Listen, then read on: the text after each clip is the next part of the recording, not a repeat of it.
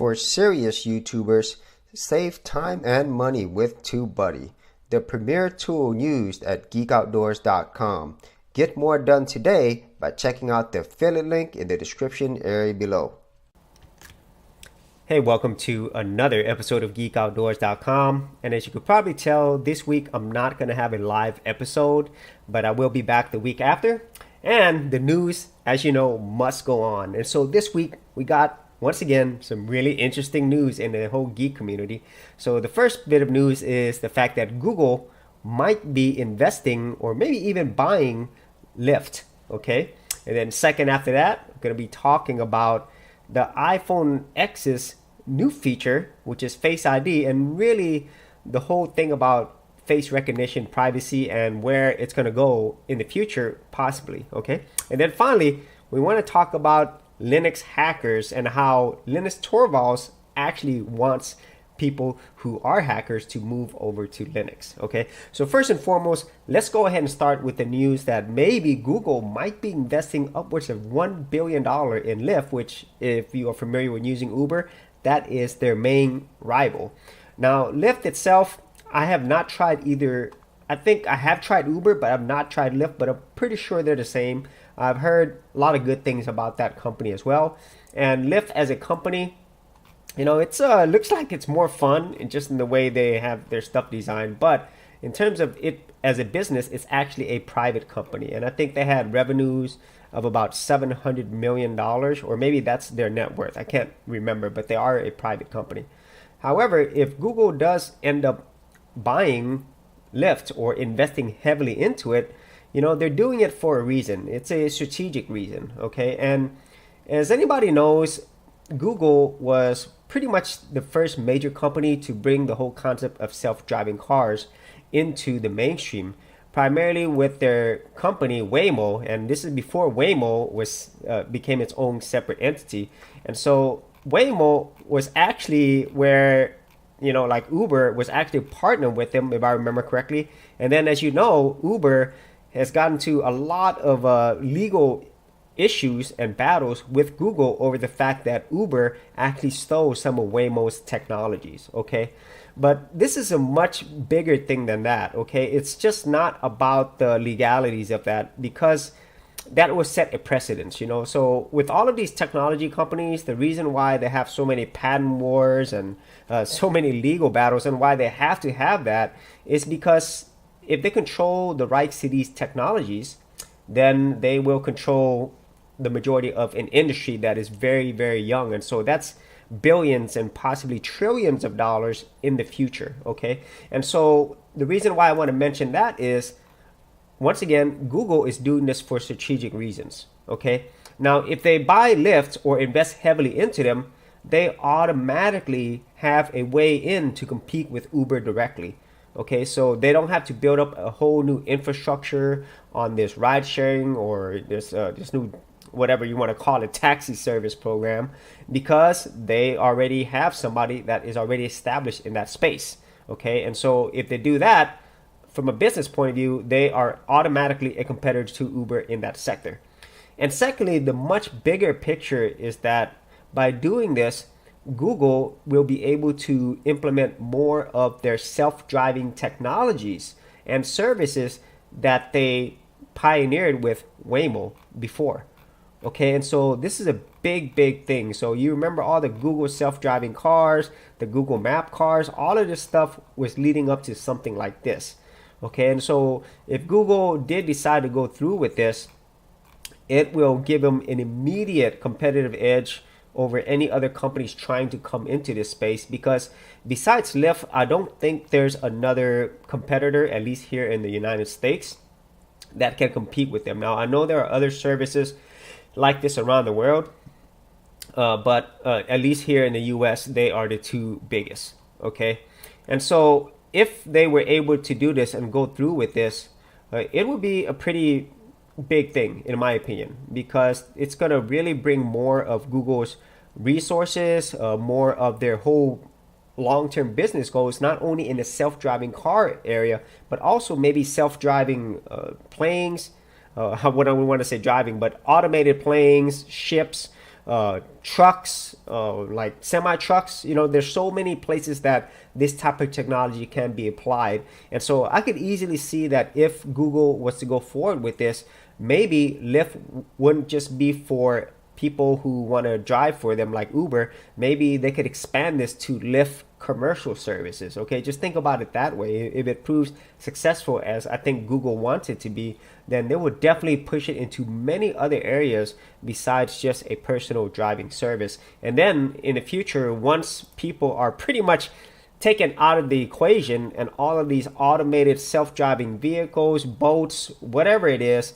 take over, then guess who's going to be already in the lead and also with the majority of the market share? It's going to be Google. Okay, and so that is, I think, a really smart move, and I'm really thinking that they will go through with this and make the investment. Because $1 billion for Google, that's not a lot of money, but the potential that it could get them not only in the whole business space of being a Uber competitor, but also in the much larger self-driving automated vehicles, automated transportation market that's just barely beginning. This is going to be absolutely game changing, to coin a phrase.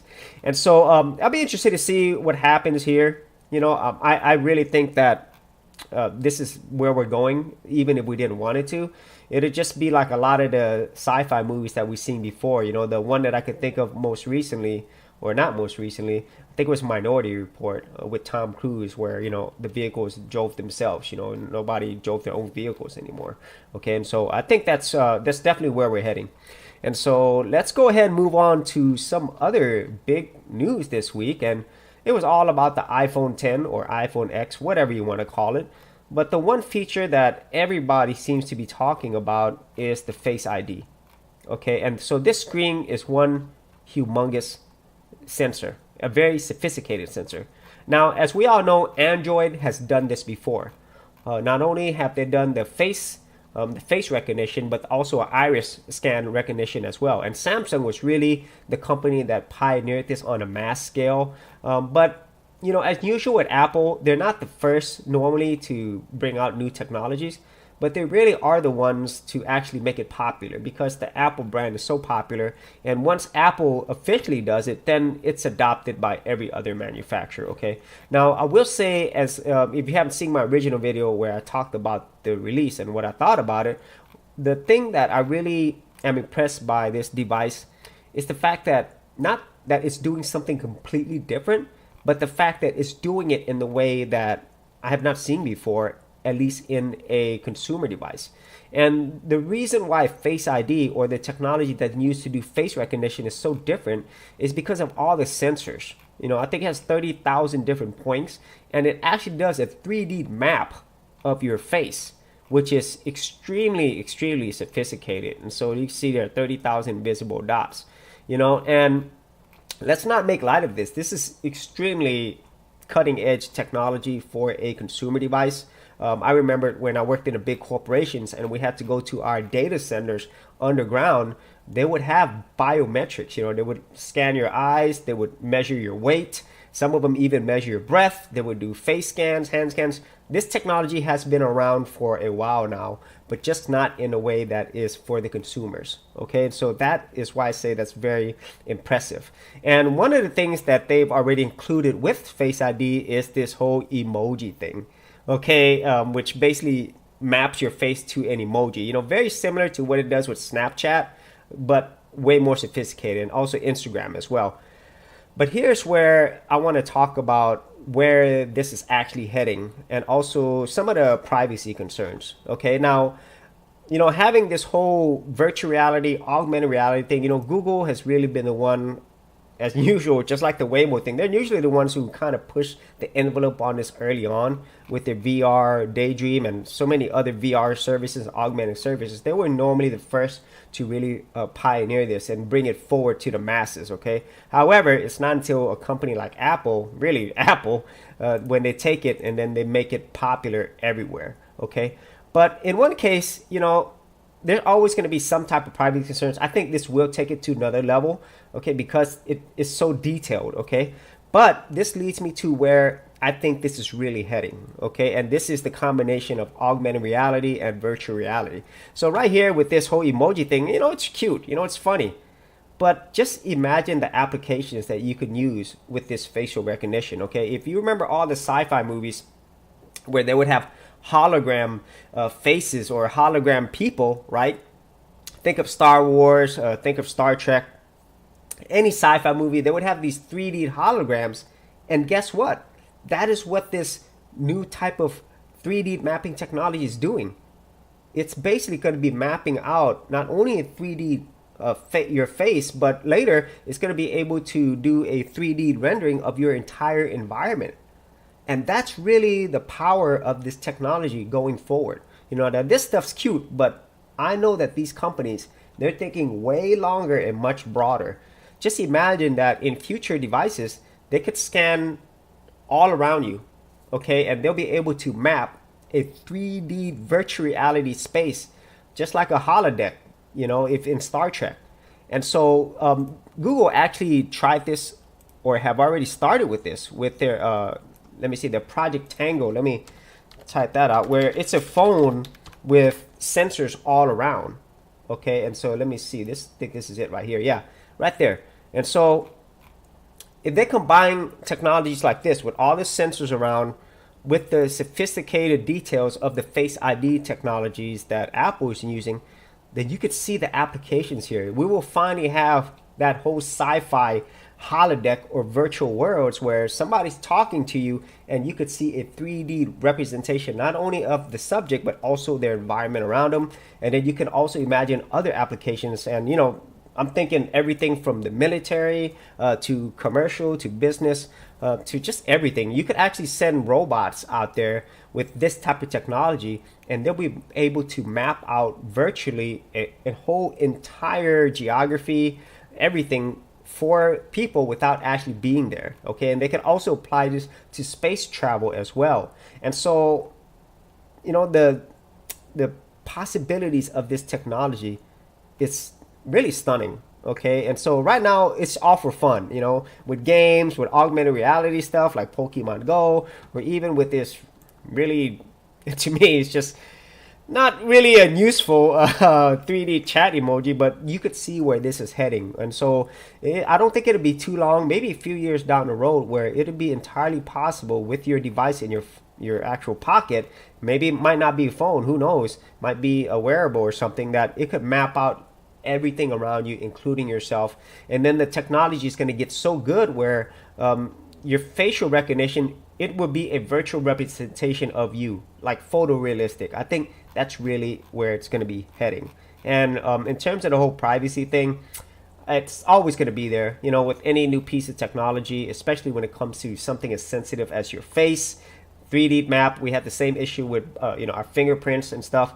It's inevitable. Everybody's going to be adopting this in the future. And I'll also, be curious to see what Samsung does with their next Galaxy S device, if they're going to be incorporating this level of sophistication when it comes to Face ID recognition and 3D mapping and stuff.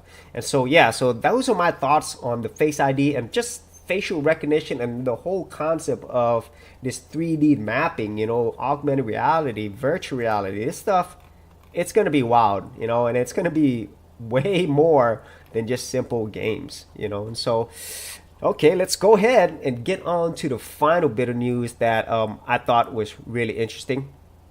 And that is the Linus Torvalds. He actually did a interview with Zemlin, who is actually the head of the Linux Foundation.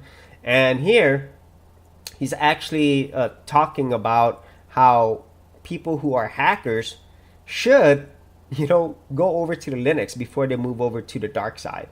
And this primarily came up because of the recent Equifax hack, which I did talk about on the last live episode. And they're saying now that this might be due to an Apache Struts framework vulnerability. Okay, and so that's why it was hacked. And so what Linus is trying to explain here is that, the Linux kernel and the community around it is extremely complex. This is not a simple piece of software, and it's definitely not a simple community to manage. There's thousands of people who contribute to the Linux kernel and everything that surrounds it. I mean, it's absolutely mind-blowing that it's actually as cohesive as it is.